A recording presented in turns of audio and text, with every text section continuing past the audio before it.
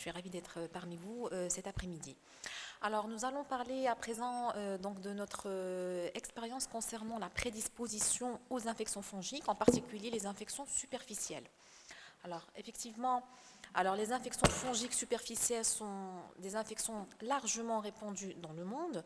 Donc, elles sont dominées principalement par les candidoses, qui sont des champignons levuriformes, dominés par le Candida albicans, qui est responsable des principales manifestations pathogènes chez l'homme, et les dermatophysiques, qui sont des champignons filamenteux en général, qui expriment une pathogénicité chez l'homme. Alors, les infections fongiques dans leur globalité représentent une manifestation clinique très importante dans de nombreux déficits immunitaires.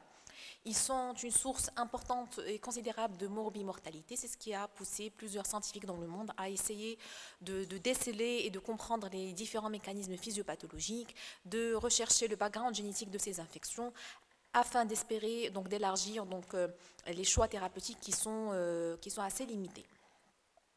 Alors, ces dernières décennies, il y a eu pas mal de découvertes, il y a pas mal de gènes qui ont été donc reliés à la prédisposition génétique aux infections. Sur le plan clinique, donc c'est la candidose cutanée muqueuse chronique qui représente le principal phénotype associé donc au déficit immunitaire. Concernant les données, les publications maroco-africaines, on commence à avoir des publications donc marocaines et africaines dans ce sens-là, et on a pas mal de collaborations internationales qui nous permettent de partager nos expériences. Alors, pour vous mettre un petit peu dans le bain, donc la candidose cutanée muqueuse chronique, elle répond à une définition précise. Donc, ce sont des infections fongiques donc inhabituelles, soit par leur chronicité, par leur récurrence, leur résistance thérapeutique, ou bien par leur tableau sévère. Elle est principalement due au Candida albicans. Elle touche la peau, mais également donc les muqueuses et les ongles. Elle peut être associée à différents degrés à des manifestations auto-immunes. Alors, la CMC reflète donc un problème au niveau de l'axe de l'interleukine 17, qui est une cytokine clé dans la défense anti-candida. Cette CMC, elle peut être soit syndromique, c'est-à-dire faire partie d'un tableau d'un déficit immunitaire qu'on connaît déjà, ou bien évoluer de façon isolée. On parle à ce moment-là de la CCMC disease, ou bien maladie, dont la principale étiologie génétique est la mutation gain de fonction du gène STAT1. Alors, juste pour vous montrer, vous donner une idée globale sur la CMC et sa présence dans les différents types de déficits immunitaires, on peut se rendre compte que la CMC finalement se faufile un peu partout. D'accord? À commencer par les conditions acquises, notamment une infection par le VIH ou bien la prise d'antibiothérapie au long cours. Donc, la CMC, elle est présente jusqu'à 85% dans les syndromes d'hyper-IgE, que ce soit lié à la mutation du stade 3, du DOC8 ou bien du ZNF. Donc la CMC est un critère diagnostique majeur de la PCED, donc on peut le retrouver jusqu'à 88%, ce qui est très important. Bien entendu, on peut observer une CMC dans les déficits de lymphocytaires T, notamment le déficit combiné et le combiné sévère. On peut retrouver également la CMC jusqu'à 25% des cas, donc associés à la MSMD. Et enfin, on peut observer la CMC, qui, je rappelle, est une infection donc, superficielle, associée à une infection fongique invasive dans le cadre donc, du déficit du gène CARD9. Alors, et c'est grâce à l'étude de ces différents déficits immunitaires, notamment la PCED et le syndrome d'hyper-IgE, qu'on a pu constater et mettre en évidence le rôle important de l'interleukine 17 dans la défense anti-candida, ce qui a permis aux différents chercheurs d'ouvrir la porte à la découverte de nouveaux gènes, notamment dans le cadre de la CMC disease ou bien maladie. Alors là, la CMC disease également, elle répond à une définition précise. C'est en fait une CMC clinique, mais qui ne rentre pas dans le cadre des cliniques ou bien biologiques, dans les cadres des déficits immunitaires qu'on a cités avant. Donc c'est comme une CMC en fait qui est idiopathique ou bien totalement isolée. Donc actuellement, la mutation ou bien la cause génétique la plus rapportée, c'est la mutation gain de fonction du gène STAT1. On trouve également les différentes mutations de l'axe de l'interleukine 17 et tous ces hétérodimères. On retrouve également la mutation de gène ACT1 et Janus kinase. Alors, j'ai essayé de les mettre quand même dans un schéma pour mieux comprendre donc, le rôle de chacune de ces molécules. Donc, il y a des cytokines, notamment l'interleukine 17. On trouve des facteurs de transcription. Ils travaillent tous ensemble pour la lutte contre l'agent fongique.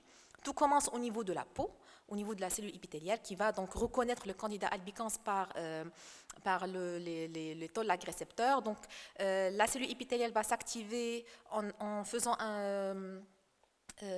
intervenir plusieurs voies de signalisation, notamment le CARD9 et le Janus kinase. Donc, par la suite, cette cellule, elle va me produire donc, des cytokines clés, notamment l'interleukine 6 et 23, qui vont donc pousser le lymphocyte T à se différencier en un lymphocyte qui va produire de l'interleukine 17 via plusieurs voies de transcription, notamment la voie du STAT1.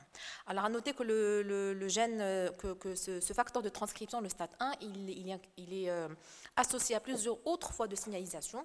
Donc, en cas de problème à ce niveau-là, il faut s'attendre à avoir, en plus de l'atteinte fongique, d'autres manifestations cliniques, notamment des manifestations inflammatoires.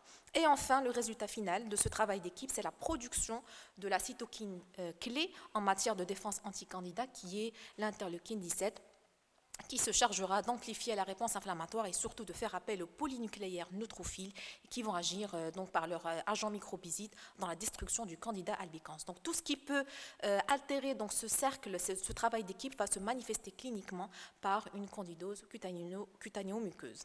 Alors si on revient à la classification phénotypique, donc on est bon, on se retrouve, je pense, sur le plan génétique et phénotypique, on est dans le bon chapitre, donc c'est un déficit de l'immunité innée et intrinsèque.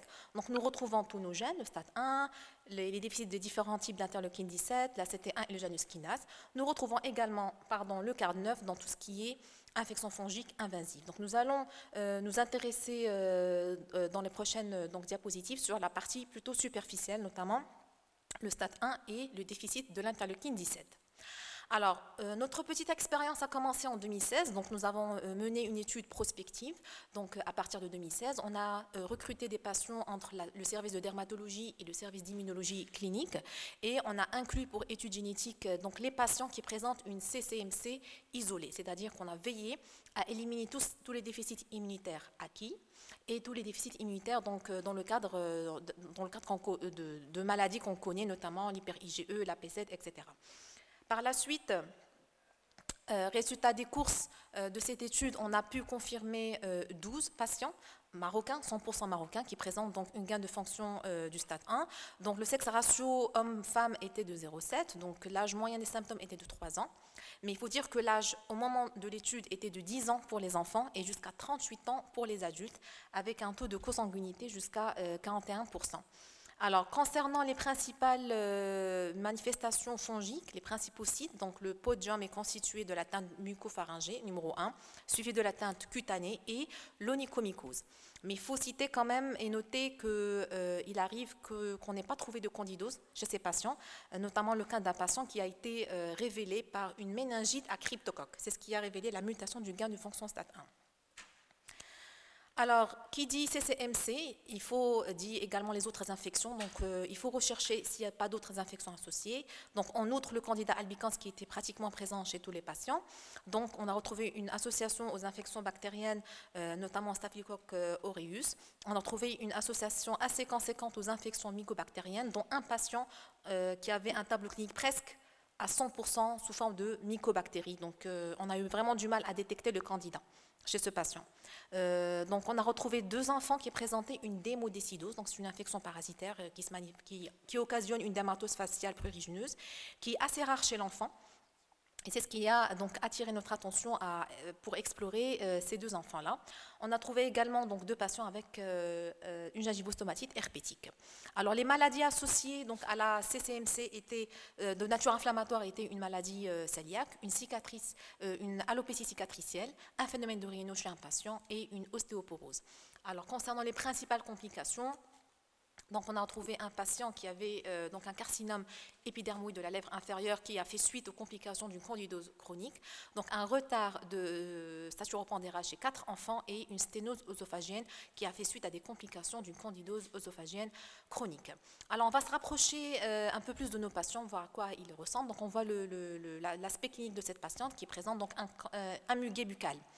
Donc le muguet buccal peut être, entre guillemets, un muguet buccal normal, mais c'est sa persistance et sa résistance qui doit nous faire suspecter cette mutation de gain de fonction stade 1. On arrive à voir également, donc il y a beaucoup de lumière, donc des plaques érythémateuses squameuses dans le cadre d'une dermatophysie donc, cutanée. et du cuir chevelu. Nous avons le tableau clinique de ce patient qui se présente. Donc, ce patient a été diagnostiqué, par exemple, à l'âge de 56 ans. Il a vécu toute sa vie avec la muqueuse, les mycoses, ça ne l'a jamais gêné pour consulter. Donc, on a fait le diagnostic que parce que son fils a développé une complication due à la CCMC, donc c'était des cas apparentés. Donc, on voit bien donc, la plaque Kiyunishi, les ongles qui sont épais, jaunâtres, donc au niveau des 20 ongles, et au niveau des mains, il présentait plutôt cette éruption viruciforme, donc c'était des verrues qui étaient associées à la CCMC. Alors, ce cas que nous avons publié, c'était un garçon de 5 ans, donc sans notion de consanguinité, qui était particulier par l'association de la CCMC à d'autres infections. Donc, ça nous a vraiment permis de souligner le large spectre clinique infectieux de cette entité. Donc, en plus de la CCMC, cet enfant avait présenté des mycobactéries à l'enfance, donc sous forme de BCG. Il présentait des gingivostomatites à répétition. On voit ici le muguet buccal. Donc, il a d'allure, on dirait un muguet buccal normal, entre guillemets, mais il est persistant. Donc, c'est un fond de muguet buccal qui ne guérit pas. Et on peut, si vous voyez bien, donc, on voit des multiples chalazions et une folliculite dans le cadre de la démodécidose. Donc, cet enfant avait développé une démodécidose qui a été confirmée.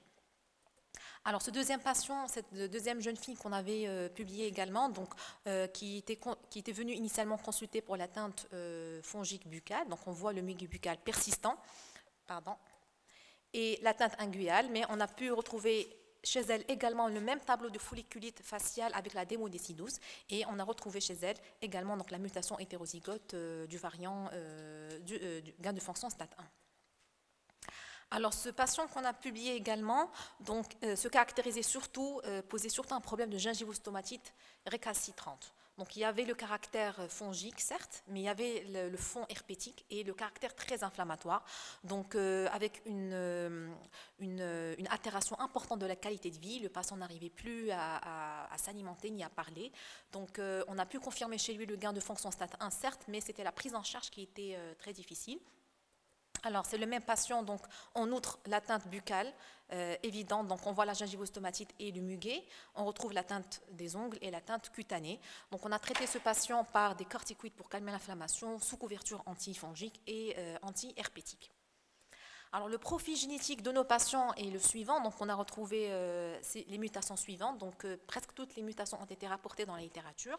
Elles étaient classées entre likely pathogénique à pathogénique selon la classification de l'ACMG. Alors, pour la prise en charge des patients, et c'est le grand problème de ces patients, puisque les moyens antifongiques sont très limités en termes de candidose. Donc, c'est le fluconazole qui est disponible, qui n'est pas cher et qui a le plus long recul, on va dire. Donc, on a traité nos patients soit selon la sévérité des tableaux cliniques par intermittence, c'est-à-dire des petites cures, soit au long cours si vraiment le patient faisait des poussées très fréquentes. Donc, pour les patients qui présentaient également des infections bactériennes et virales à répétition, on a proposé une antibioprophylaxie et une prophylaxie antivirale par du valacyclovir. Pour les deux enfants qui avaient présenté donc, la démodécidose, on les a traités en plus par du métronidazole topique. Un patient avait reçu plusieurs cures d'immunoglobuline. Alors, pour l'évolution de nos patients, donc on a retrouvé 2 décès, 2 complications. Donc, les autres patients sont stables, mais qui ont tendance à évoluer par poussée-rémission. Donc, on est en train de les suivre de chaque 3 mois à 6 mois de façon active. Donc, on essaie de rechercher les complications, notamment liées à la candidose chronique. Alors, selon notre étude, donc, on peut dire que c'est le début de la prédisposition génétique au Maroc. C'est la première étude marocaine et donc nord-africaine et africaine qui reporte quand même cette série de gains de fonction du gène STAT1. Il faut dire que dans le monde, ils sont 442 à ce jour, selon la dernière revue systématique qui a été publiée. Donc, mais il faut souligner que dans les cas qui sont publiés dans le monde, on n'a pas tendance à ressortir l'ethnie de ces patients. Donc, moi, je me demande où le pourcentage des Africains dans cette série de 442 cas qui ont été publiés dans le monde. Cette maladie, elle peut survenir à n'importe quel âge, comme on l'a vu dans notre étude. Et bien que cliniquement la CCMC soit la principale manifestation de la mutation gain de fonction STAT1, il faut toujours garder à l'esprit qu'elle peut être minime, voire passer inaperçue ou être absente par le patient. Il faut toujours guetter certaines complications, notamment de nature auto-inflammatoire, et les anévrismes ainsi que les néoplasies. Je passe à présent à notre expérience concernant la CCMD dans le cadre du déficit de l'interleukine 17. Donc, on a pu diagnostiquer 3 patientes à l'âge adulte, donc dont 2 sœurs qui avaient un premier degré de consanguinité. Donc, ce sont les images que vous voyez. Ce sont deux sœurs qui se ressemblent beaucoup, mais c'est 2 personnes différentes. Donc, qui se caractérisent par donc la folliculite à candidose au niveau du cuir chevelu, qui a entraîné cet aspect d'alopécie cicatricielle vraiment lisse. Il présentait également des infections à staphylocoque, donc à répétition, que ce soit sous forme de panarie au niveau cutané, soit sous forme pulmonaire. On a constaté également cet aspect de blépharite chronique qui a entraîné la chute des cils. Alors, chez ces 3 patients, on a pu mettre en évidence une mutation homozygote de l'interleukine 17RA. Donc, on a pu traiter ces patients par le fluconazole, donc par des courtes durées, donc par intermittence, et par des antibiotiques adaptés à l'antibiogramme. Pour l'atteinte oculaire, c'était plutôt un traitement symptomatique, donc sous forme de photoprotection adaptée et de lavage oculaire. Ainsi, donc, ce qu'on peut dire sur la CCMD et l'interleukine 17, c'est que la découverte de ces mutations sont assez récentes, donc ça date de 2011, donc même pas 12 ans. Il faut dire que le premier cas qui a été publié par Anne Puel, par professeur Anne Puel, est marocain. Donc il est marocain, qui avait présenté donc, une candidose associée à un staphylocoque aureus. Donc on constate que vraiment le spectre clinique du déficit de l'interleukine 17 est beaucoup plus étroit en comparant avec le stade 1. Donc actuellement, il y a à peu près 20 patients qui ont été publiés, principalement décrits chez l'enfant, mais dans notre étude, on a quand même 3 adultes, ce qui prouve qu'il y a un certain retard diagnostique. Ce qu'on peut dire, selon notre expérience, c'est que pour l'interleukine 17, le tableau clinique il est beaucoup plus étroit. On est dans la CCMC et dans les infections staphylococciques, d'accord, donc sous forme d'abcès, de folliculite, de furonculose ou d'infections bactériennes. On ne retrouve pas donc les manifestations les maladies auto-immunes, notamment les dysthyroïdies, comme c'est fréquemment rapporté dans le stade 1. Il n'y a pas d'anévrisme, il n'y a pas de carcinome en général. Donc voilà, pour conclure, donc ce qu'on peut dire, c'est que la susceptibilité aux infections fongiques est à suspecter devant toute infection inhabituelle. Moi, je ne dis pas juste fongique, mais il faut se douter également des infections bactériennes et des mycobactéries qui peuvent être associées et révéler la mutation gain de fonction stade 1. Donc, on a beaucoup de travail concernant donc, la sensibilisation des médecins de première ligne, qui sont les généralistes, qui sont les plus amenés à traiter les infections fongiques, des fois beaucoup plus que nous, les dermatologues. Donc, on peut émettre cette première conclusion, donc en attendant de confirmer ce travail par des études multicentriques nationales et pourquoi pas africaines. Donc la mutation gain de fonction stade 1 est la première cause jusque-là de la CCMC, suivie par les mutations de l'interleukine 17RA. Et enfin, donc la prise en charge de cette patient, donc le circuit doit être multidisciplinaire, à commencer par donc le clinicien qui fait le diagnostic, qui va transmettre le patient donc, aux médecins qui vont explorer notamment les mycologistes, les immunologistes, et par la suite transférer le patient au généticien qui va confirmer donc, notre CCMC et bien sûr le renvoyer à la fin vers le clinicien qui aura la lourde tâche de le prendre en charge. Voilà, je vous remercie pour votre attention.